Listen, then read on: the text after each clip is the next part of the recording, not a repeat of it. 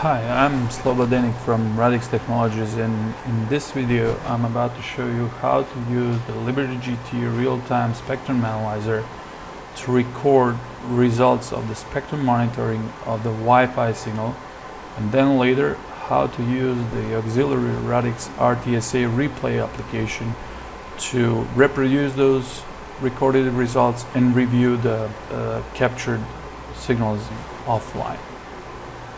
First, we're going to set up the real-time spectrum analyzer application to correctly receive and monitor the Wi-Fi signal that is centered at 2.4 GHz in uniband. We're going to monitor the 300 MHz span of that uniband, and since the signal comes directly to the VSA over antenna, we're going to set up the reference level for monitoring to be -30 dBm. As you can see in the upper left part of the screen, it is a graph that presents the histogram of the monitored spectrum. In the lower left part of the screen, there is a history of all the spectrums captured over the time. And in the lower right part of the screen, you can see the current spectrum captured of the Wi-Fi signal.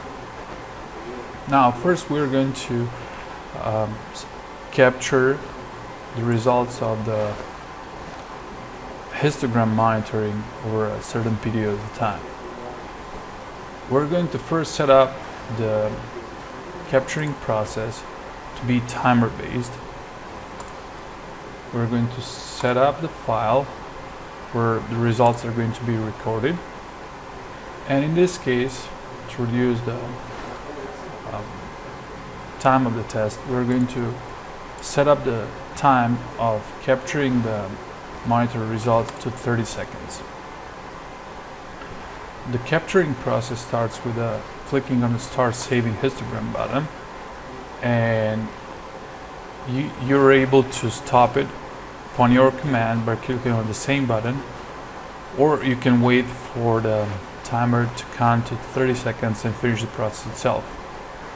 While the process of capturing is active, the Stop Saving button will be lit.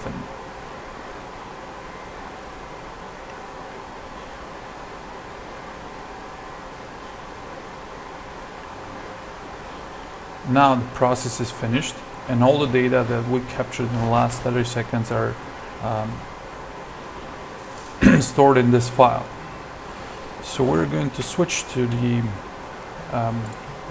RADX RTSA replay application to review those data and analyze them offline. First, we're going to load the file where the data is being captured.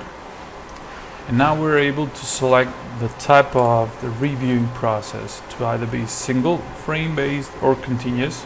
In this case, we'll leave it on continuous. We can change the persistence time for each frame on a graph. Let's say that we want to hold the signals that are rarely occurring in the histogram.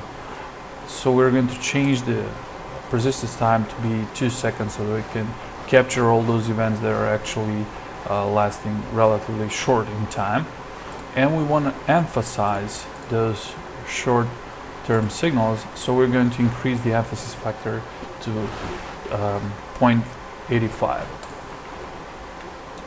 Now we can start playing the data that we've captured with the RTSA application, and you can see in the upper graph those data are being replayed with the same rate they were captured in the RTSA application, and you can now see all those bursty signals and everything that happened for a short period of time, because we've emphasized everything with an increased emphasis factor, and persistence of all the spectrums displayed is 2 seconds. Now we can change the reviewing process in the middle of replaying to single mode and continue sweeping frame by frame by clicking on a sweep button, or we can select the frame that we want to add to the sweeping by clicking on select frame, control, and let's say select the 500th frame to be added to the upper graph.